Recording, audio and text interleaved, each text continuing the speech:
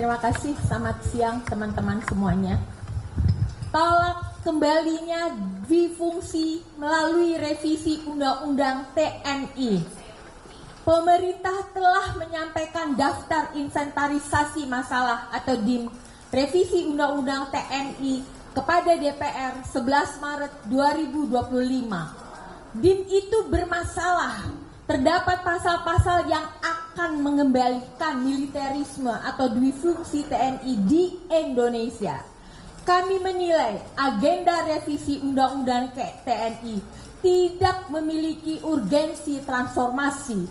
Revisi Undang-Undang TNI ke arah yang profesional justru akan melemahkan profesionalisme militer sebagai alat pertahanan negara.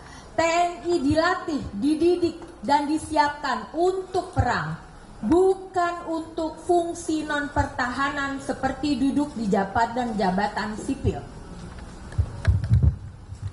Dalam konteks reformasi sektor keamanan, semestinya pemerintah dan DPR mendorong agenda reformasi peradilan militer melalui revisi Undang-Undang Nomor 31 Tahun 1997 tentang peradilan militer.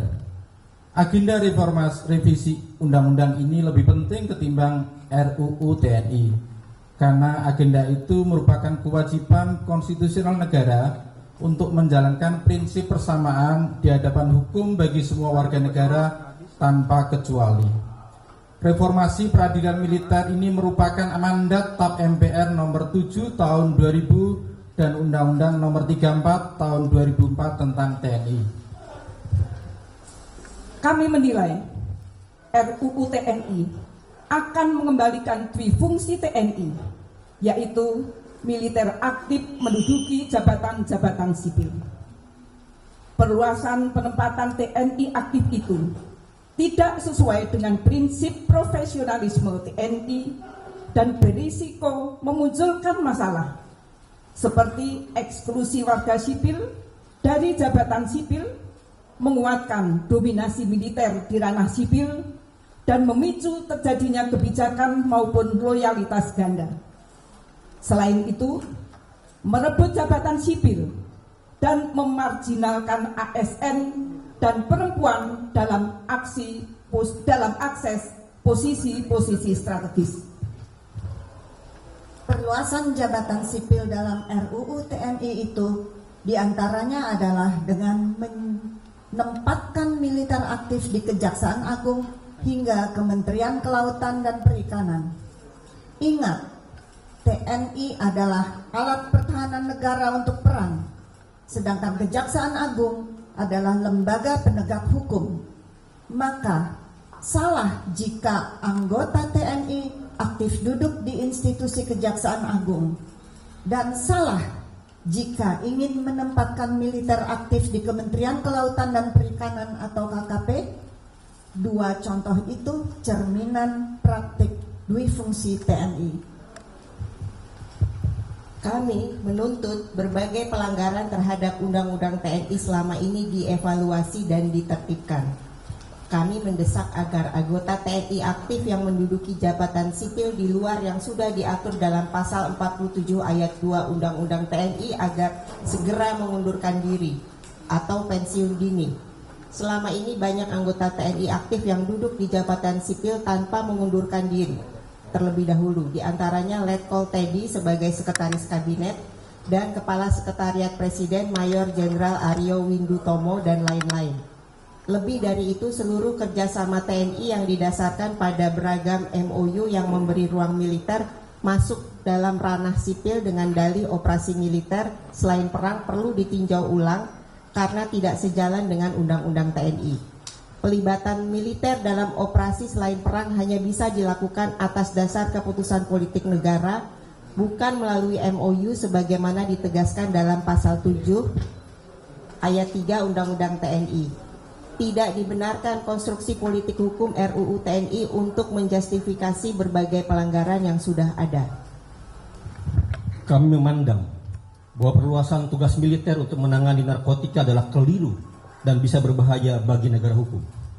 Penanganan masalah narkotika utamanya berada dalam koridor kesehatan.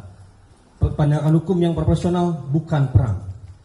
Pelibatan TNI dalam mengatasi narkotika akan melanggengkan penggunaan war model. Selama ini, model penegakan hukum saja seringkali bermasalah dan tidak proporsional dalam mengatasi narkotik. Apalagi jika menggunakan war model dengan melibatkan militer. Tentu hal ini akan menimbulkan terjadi kekerasan yang berlebihan secara serius.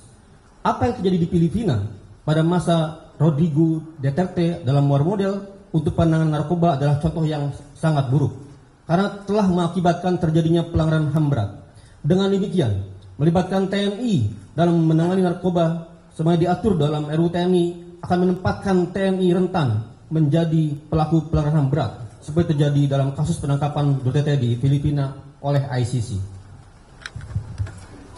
Lebih berbahaya lagi, RUU TNI juga hendak merevisi klausul pelibatan militer dalam operasi militer selain perang atau OMSP tanpa perlu persetujuan DPR. TNI ingin operasi militer selain perang cukup diatur dalam peraturan pemerintah. Padahal, operasi semacam itu termasuk kebijakan politik negara, yakni Presiden dengan pertimbangan DPR sebagaimana diatur oleh pasal 7 ayat 3 UU TNI 34 tahun 2004. RUU TNI mau meniadakan peran parlemen sebagai wakil rakyat. Ini akan menimbulkan konflik kewenangan atau tumpang tindih dengan lembaga lain dalam mengatasi masalah di dalam negeri.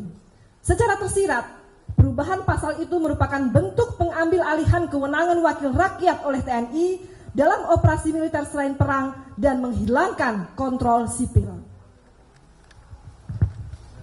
Kami menilai revisi Undang-Undang TNI ini hanya untuk melegitimasi mobilisasi dan ekspansi keterlibatan prajurit TNI dalam berbagai permasalahan domestik seperti makan bergizi gratis, distribusi gas LPG, ketahanan pangan, penjagaan kebun sawit, pelaksanaan proyek strategis nasional, serta penertiban dan penjagaan kawasan hutan bahkan sampai pengelolaan ibadah haji. Kami menolak RUU TNI maupun DIM RUU TNI yang disampaikan oleh pemerintah ke DPR karena mengandung pasal-pasal bermasalah dan berpotensi mengembalikan dui fungsi TNI dan militerisme di Indonesia.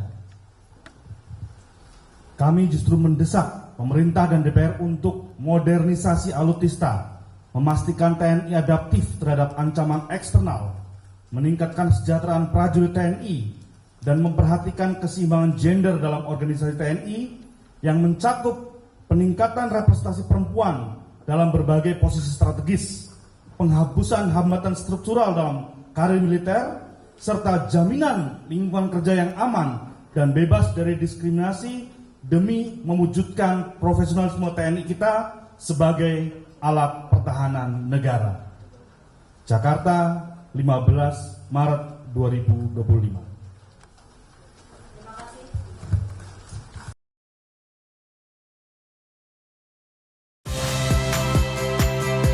Saya Friska Clarissa. Saksikan program-program Kompas TV melalui siaran digital, pay TV, dan media streaming lainnya. Kompas TV, independen, terpercaya.